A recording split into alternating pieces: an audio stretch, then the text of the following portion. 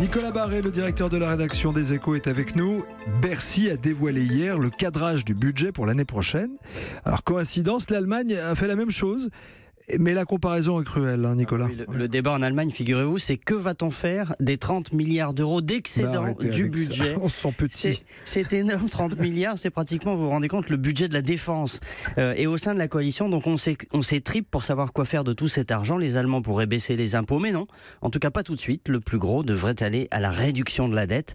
Car sachez-le, l'État allemand n'empruntera pas un centime d'euro l'an prochain. Et donc la dette va continuer à baisser sous le seuil de 60% du PIB. Non mais ça crée un complexe quand même. Pourquoi on est loin des Allemands ? Là c'est vraiment un autre monde chez nous.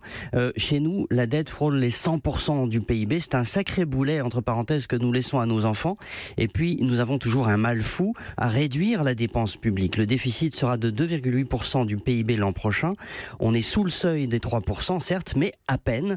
Ce que montre ce projet de budget, au fond, c'est combien il est difficile de tenir ces objectifs. Je ne dis pas que ce gouvernement ne fait pas d'efforts, mais les chiffres sont têtus. Au printemps, il y a moins de 6 mois, nous promettions à Bruxelles un déficit de 2,3% cette année, 2,4% l'an prochain. Et bien finalement, ce sera 2,6 et 2,8. Vous voyez, c'est terrible, ça dérive toujours. Et c'est la même chose pour la dette, c'est la même chose. On promettait 96,4%, et bien ce sera 98,7%, etc. On ne peut pas s'empêcher de déraper ? On ne peut pas s'en empêcher, avec toujours de bonnes raisons pour expliquer pourquoi on n'y arrive pas. La croissance plus faible que prévu, la dette de la SNCF qu'il faut réintégrer dans les comptes de l'État. Mais comme quoi, on ne sort pas facilement de 45 ans de suite de déficit, c'est presque une culture.